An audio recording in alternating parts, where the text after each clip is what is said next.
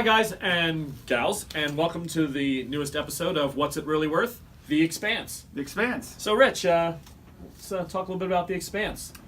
Well, I mean, obviously based on the show, Right. and I think we really felt like it caught the theme of it well. So very similar to the game made by Gale Force 9, Firefly, this does capture the essence of what Right. the show is about. The political struggle, the conflict between the inner planets, the Belt, the OPA, Protogen, the whole bit. So yeah, I think they did a really nice job with Bruno that. likes the show. I'm a massive fan of The Expanse. The second I knew this game had been produced and was out there, I went out and grabbed it.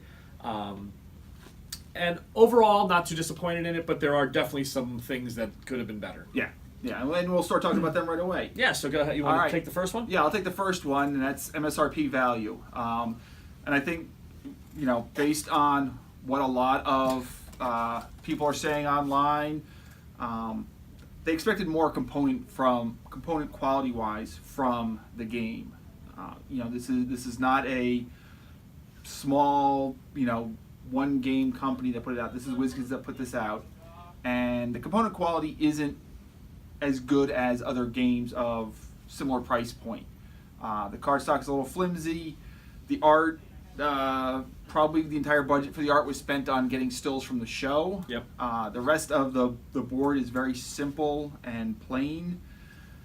Didn't bother me too much. There are plenty of abstract games that are just as simple, but the fact that this was based on a show and you have this great show artwork, to see a plain board kind of kills the mood a little bit. Yeah, some of the components, some of the tokens, all the navies look exactly the same. And the tokens are just so bad that I've literally had to go out and I've only played the game now maybe 6 times. They're already wearing, and I've already shellacked them. I've actually hit them with a coat of varathane to try to keep them from fraying. They're that soft. So there is definitely some quality issues on this game. Yeah. And for a $50 game, you expect, especially with no actual miniatures or resin pieces, Right. you would expect the quality of the materials to be a little bit better. And they're just the cards. If you don't immediately Sleeve them. they're just going to get destroyed. Yeah, they're going to get destroyed. They're just not thick quality, which really is not excusable anymore. No. This you can get print on demand at a better quality than what some of these are. Yeah. Now, the one thing, if you are a fan of the show, though, and as we go into some of the other parts, the artwork that's in it, the stills are great. I mean, if you're a fan of that kind of thing. But I did have 1 or 2 players that have play tested this for us that said, I don't need stock footage. I can't stand that. That actually turns me off of a game. Yeah, having been in games, and I managed a comic store for quite a few years. One of the things that always came up is sometimes comics would run photorealistic covers, and it really turned a lot of comic collectors off. They didn't like that particular issue because they want artwork. They Yep. don't want photos. And for me, that's actually the opposite. I don't mind the photo stuff as long as as long as they did some thought to it, and it was the right pictures of the right people, and I think they captured some of that. But again, it's no excuse, and they gave it a 2.5, and I think that's actually fair. Yeah. All right, set up playtime. So set up playtime, they gave it a 4. The game actually takes probably less than 5-6 minutes to actually set it up. The instructions for setup are on the back of everybody's faction card. They tell you exactly where to lay out your token, your influence, and your little fleets. So it's very, very simple to understand. And most of the basic rules are on each faction card as well. So jumping in and playing this game within 10 minutes, no problem. Yeah, no, I thought, having sat down and played through it while you were doing the setup, I thought it really was pretty quick. Yep. I didn't have to sit and wait long. There was no twiddling my thumbs waiting. Yeah. You're not ordering a pizza waiting for this game. Yeah. You can pretty much jump right into it. Okay, so Yeah. learning curve. Learning curve. I'm not going to say not a fan of the show. I've seen some of them. But not being as into the show as you are, I was more looking at it from rules and not so much whether or not it captured the feel. And the learning curve was not that bad. The group gave it a 3. Yep. And I think that's about right. There's a couple of things that requires a little rereading on the cards to understand exactly what is meant by it. some of it doesn't say this explicitly in the rules, but most card games are cards trump whatever the written rule is. Yep. This rule book doesn't explicitly say that. Yep. But we kind of assumed that was what the intent was. Yeah, as long as you get a general consensus before playing that you're going to go with card trumps, rules, it's not a problem because everyone's playing off the cards. The only problem is the way they designed the board, and again, going back to some of the quality issue, you have 3 sectors to the board and 4 bands. So the bands are the dark lines, the thick lines. The problem is they've also put thin lines in some places. So people are miscounting the steps for their navies to move around. Again, if they had just put a little bit more time and effort into the art and the quality of the board itself, that would have actually saved some rules issues for people. Yeah. I think that was another thing that kind of came up. So, and now replayability. Each of the factions plays very different. Yep. My first game was as the Proto faction. Protogen, yeah. Protogen. And my entire plan was to stick in the asteroid belt because everything I need is in there. If I had played the Mars, the Resistance faction, the OPA, they've got to bounce around to get where they need to go. So I think each faction plays very differently, and one of the things I really liked was their scoring track. This random scoring track where points can vary from one game to the next depending on whether somebody runs outer planets, the belt, or inner planets first for scoring. Really makes a big difference in replayability. Yeah, there's a lot of things that make the game replayable. However, one of our playtesters pointed out, and at first I didn't see it, and I'm kind of glad he did. He's been around a while in gaming. The replayability per faction isn't where you're going to get your real kick for the replayability. OPA has to do a certain thing.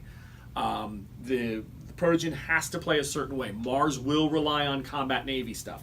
The difference is going to be in how the cards lay out when the randomness of the draw and the scoring. That's going to help. That's going to decide how the game swings and changes. Yeah. All right. So the group gave it a 3. Yep. And I think that's right about right.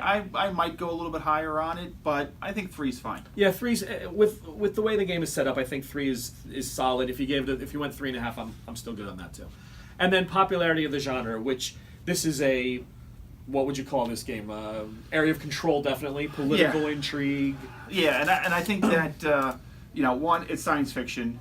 Yep. 2, it is a lot of I'm not gonna say backstabbing, but you are taking cards No, there can be, that other people want, messing with other people what they've got set up. If you're somebody who likes controlling just your thing and not worrying about what the other players are doing, just trying to win that way.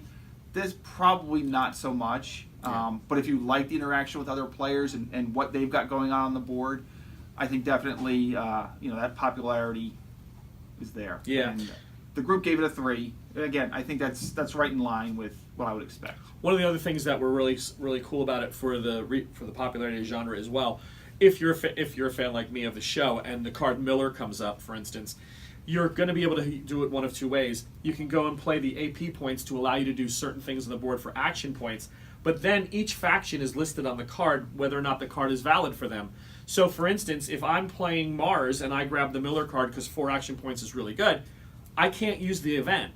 I then have to pass it to the next player in line until it gets to a player who can use it, and they can decide whether or not to keep the card for later or use it at that moment and use their turn. So another mechanic that happens is you're constantly changing order of play. Yeah. That swaps and moves around a lot. Giving it, again, nobody's out of the turn very long. Right. Everybody's moving, and everything can be, every move you make or a card you take and pass affects the next guy in line. So I think Greg, Engelston, did a great job designing it. He just passed it off to a team that just wasn't ready to invest in.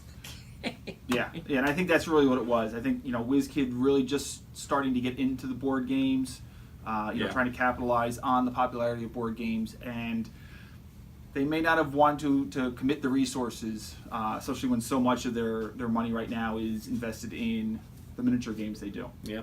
So what we're hoping for, or what I'm hoping for secretly, is that Fantasy Flight buys this in a year and then totally redoes it, because then it'll go up another $30, but you'll get the greatest components. You get like a bust of Miller, you'll get Julie Mao in a 8x10, 8x10 frame with a signed photograph. It'll be awesome. So, so the overall score for The Expanse was a 15.5. Rich, satisfied? Yeah. No, I think it is. I enjoyed playing it. Yep.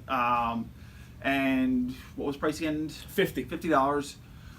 Probably a little high for the game.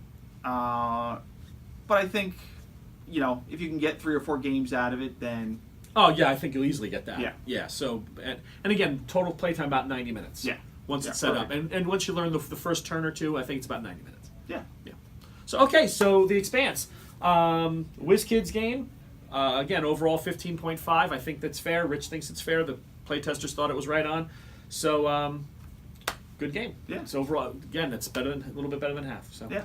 Okay, that's it for tonight. We're going to be coming back with a very special Christmas episode, right? No. Not Christmas episode. Holiday episode? No. So what is it going to be? The holiday episode is actually going to come before this one. Oh, right. So we're filming these out. We're filming this one first, but it's not the first episode. So we'll cut all this out, and we're not going to be able to announce that the holiday episode is coming because that already happened.